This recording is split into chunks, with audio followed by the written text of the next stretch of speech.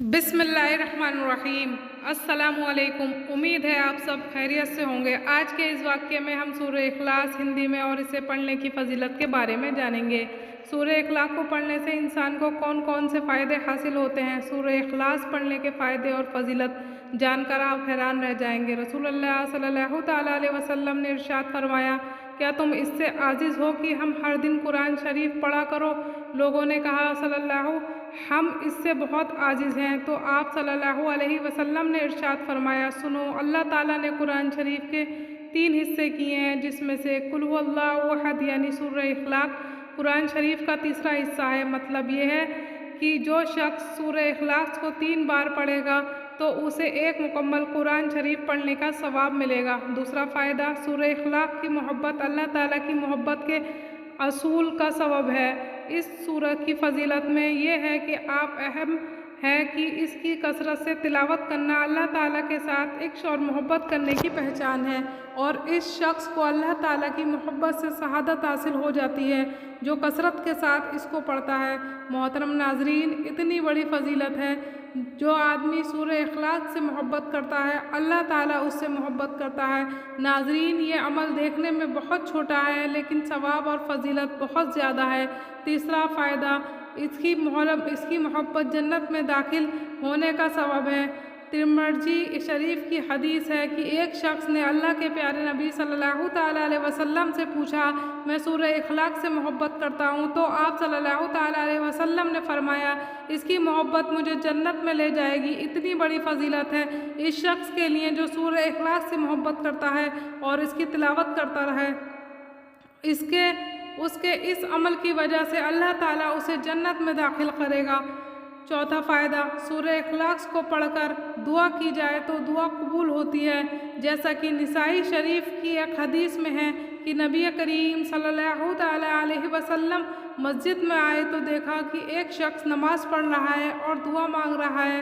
اس نے دعا میں وہ یوں کہتا ہے، اے اللہ، میں تجھ سے سوال کرتا ہوں اس بات کی گواہی دے کر کہ تیرے سوا کوئی معبود نہیں، تو اکیلا ہے، بے نیاز ہے، نہ تیرا کوئی ماں ہے، نہ کوئی باپ ہے، نہ اولاد ہے، اور نہ ہی کوئی ہم سفر، نہ ہی کوئی ساتھی ہے۔ آپ صلی اللہ تعالیٰ علیہ وسلم نے یہ سن کر فرمانے لگے، اس اللہ کی قسم، اس کے قبضے قدرت میں میری جان ہے، اس شخص نے اسم اعظم کے ساتھ دعا مانگی ہے۔ جنہیں نہیں معلوم کہ اسم اعظم کیا ہے اور اس کی فضیلت کے بارے میں، تو انہیں بتا دوں، اسم اعظم اللہ کے نام مبارک کو کہتے ہیں۔ آگے آپ صلی اللہ تعالیٰ علیہ وسلم نے فرمایا کہ اللہ تعالیٰ کے اس بڑے نام کے ساتھ جب کبھی سوال کیا جائے تو اللہ تعالیٰ عطا کی جاتی ہے، اور جب کبھی اس نام کے ساتھ دعا مانگی جائے تو دعا قبول ہوتی ہے۔ پانچواں فائدہ، سورہ اخلاص 10 بار پڑھنے والے کے لیے جنت میں محل بنا دیا جائے گا، جیسا کہ مسند احمد کی ایک حدیث میں ہے کہ رسول اللہ صلی اللہ تعالیٰ علیہ وسلم نے ارشاد فرمایا، جو شخص اس پوری سورت کو 10 مرتبہ پڑھے گا اس کے لیے جنت میں محل تعمیر کیا جائے گا۔ اس پر حضرت عمر فاروق رضی اللہ تعالیٰ عنہ نے کہا، یا رسول اللہ صلی اللہ تعالیٰ علیہ وسلم، پھر تو ہم بہت سے محل بنوا لیں۔ آپ صلی اللہ علیہ وسلم نے فرمایا، اللہ تعالیٰ اس سے بھی زیادہ اور اس سے بھی اچھے محل دینے والا ہے۔ چھٹا فائدہ، سورہ اخلاص میں اللہ تعالیٰ کی شان بیان ہے۔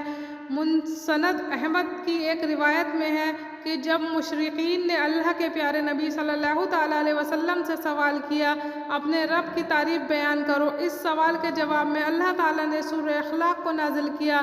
معلوم ہوا کہ سورہ اخلاص اللہ تعالیٰ کی شان بیان کرتا ہے، کیونکہ اس سورہ کے اندر اللہ تعالیٰ کے خاص تعریف بیان ہوئی ہے کہ اللہ تعالیٰ اکیلے تنہا بے نیاز ہے، کسی کا محتاج نہیں، نہ اللہ تعالیٰ کی کوئی اولاد ہے، نہ اللہ تعالیٰ کو کسی نے پیدا کیا ہے۔ اس وجہ سے یہ سورہ اللہ تعالیٰ کی مخصوص صفات کو بیان کرتی ہے۔ ساتواں فائدہ، سورہ فلق اور سورہ ناس کے ساتھ صبح اور شام 3 بار سورہ اخلاص کی تلاوت ہر بری شے سے بچاتی ہے، یعنی صبح اور شام قرآن شریف کی آخری 3 سورتوں کا پڑھنا تمام بری شے جیسے جادو، ٹونا اور جنات وغیرہ سے حفاظت کا ذریعہ ہے، جیسا کہ حضرت عبداللہ ابن قبیب رضی اللہ تعالی عنہ अन्हो बयान करते हैं, प्यारे नबी सल्लल्लाहु ताला अलैहि वसल्लम ने मुझे फरमाया, सुबह और शाम 3-3 बार कुल अल्लाहु अहद और कुल अऊज़ु बिरब्बिल फलक और कुल अऊज़ु बिरब्बिन नास पढ़ा करो। ऐसा करना तुम्हारे लिए हर चीज़ से काफ़ी हो जाएगा। यानी ये अमल इंसान को हर किस्म के शय, मुसीबत और बला से महफूज रखेगा।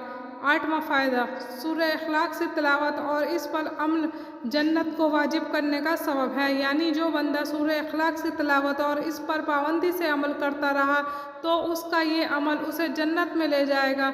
जैसा कि हदीस शरीफ में है कि हज़रत अबू हुरैरा रज़ियल्लाहु ताला अन्हु से रिवायत है, वो कहते हैं कि मैं रसूलुल्लाह सल्लल्लाहु ताला अलैहि वसल्लम के साथ आया। आप सल्लल्लाहु ताला अलैहि वसल्लम ने वहाँ एक आदमी को सूरह इखलाक पढ़ते हुए सुना तो रसूलुल्लाह सल्लल्लाहु ताला अलैहि वसल्लम ने फरमाया, वाजिब हो गई। मैंने कहा कि या रसूलल्लाह, क्या चीज़ वाजिब हो गई? आप सल्लल्लाहु ताला अलैहि वसल्लम ने फरमाया, उस शख्स के लिए जन्नत वाजिब हो गई।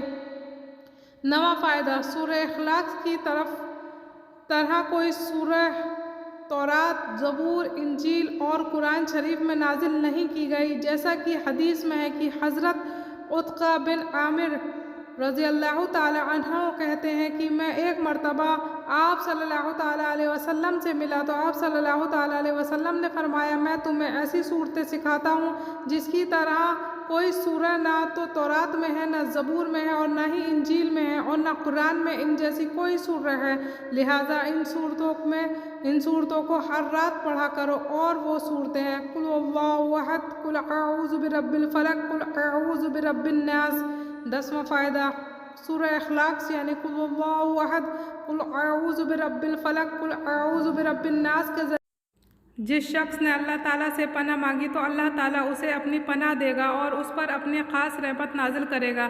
नाजरीन, तो हमें इन सूरतों के ज़रिए अल्लाह ताला से पनाह मांगनी चाहिए। 11वां फ़ायदा, रसूलुल्लाह सल्लल्लाहु ताला अलैहि वसल्लम ने बिस्तर पर जाते तो सूरह इखलाक और सूरह फलक और सूरह नास को पढ़कर अपने जिस्म पर हाथ फेरते थे। हज़रत आयशा सिद्दीक़ा रज़ियल्लाहु ताला अन्हा फरमाती हैं कि नबी करीम सल्लल्लाहु ताला अलैहि वसल्लम रात के वक्त जब बिस्तर पर जाते तो हर रात इन 3 सूरतों को पढ़कर अपनी दोनों हथेलियाँ मिलाकर उस पर दम करके उनसे अपने जिस्म मुबारक पर फेर लिया करते थे।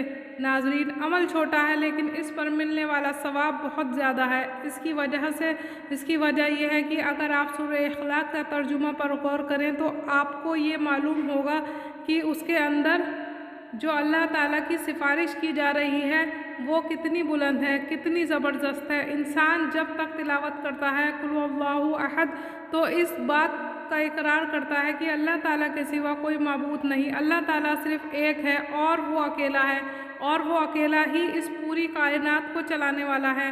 नाजरीन, ये फ़जीलत और शान है सूरह इखलाक को पढ़ने की। इस वीडियो में हमने यही जाना। आपसे गुजारिश है कि इस वाक़े को सदक़े की नीयत से ज़्यादा लोगों तक शेयर करें और अपनी राय नीचे कमेंट बॉक्स में ज़रूर लिखें और इस तरह के इस्लामी मालूमात हासिल करने के लिए हमारे चैनल को सब्सक्राइब करें।